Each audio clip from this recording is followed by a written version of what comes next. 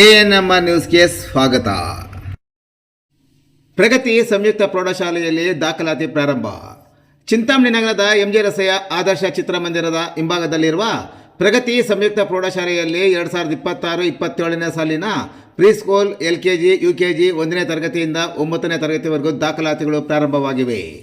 ನಮ್ಮಲ್ಲಿ ಯೋಗ, karate, dance, ಕ್ರೀಡೆ ಮುಂತಾದ ಪಠ್ಯೇತರ ಮತ್ತು ಸಹ ಪಠ್ಯೇತರ ಚಟುವಟಿಕೆಗಳ ತರಬೇತಿಯನ್ನು ನೀಡಲಾಗುತ್ತದೆ.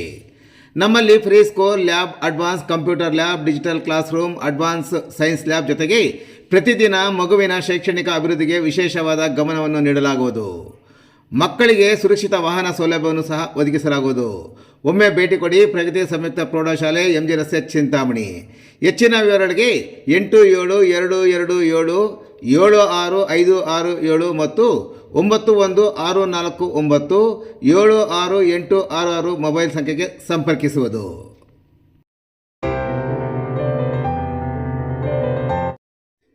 ದೇವರ ದರ್ಶನದ ನೆಪದಲ್ಲಿ ಕರೆದೊಯ್ದು ಪತ್ನಿ ಕೊಲೆ ಮಾಡಿದ್ದ ಆರೋಪಿ ಅರೆಸ್ಟ್.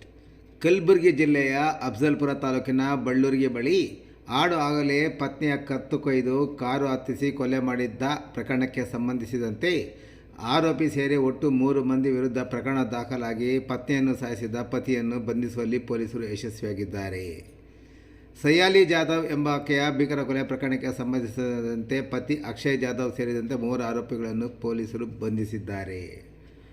ಮೃತ ಸಯಾಲಿ ಮತ್ತು ಅಕ್ಷಯ್ 2022ರಲ್ಲಿ ಪ್ರೀತಿಸಿ ವಿವಾಹವಾಗಿದ್ದರು. ಮದುವೆಯಾದ ಕೆಲವೇ ದಿನಗಳಲ್ಲಿ ಪತಿ ಅಕ್ಷಯ್, ಆತನ ಪೋಷಕರು ವರದಕ್ಷಿಣೆಗಾಗಿ ಸಯಾಲಿಗೆ ನಿರಂತರ ದೈಹಿಕ ಮತ್ತು ಮಾನಸಿಕ ಕಿರುಕುಳ ನೀಡುತ್ತಿದ್ದರು ಎನ್ನಲಾಗಿದೆ.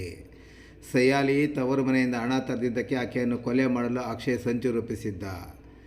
ದೇವರ ದರ್ಶನ ನೆಪದಲ್ಲಿ ಕೃತ್ಯ. ದತ್ತಾತ್ರೇಯ ದರ್ಶನಕ್ಕೆಂದು ಗಾಣಗಾಪುರಕ್ಕೆ ಪತ್ನಿಯನ್ನು ಕರೆತಂದ ಅಕ್ಷಯ್ ಪ್ರಯಾಣದ ವೇಳೆ ಕಾರಿನಲ್ಲಿ ವರದಕ್ಷಿಣೆ ವಿಚಾರವಾಗಿ ಜಗಳ ತೆಗೆದಿದ್ದಾನೆ.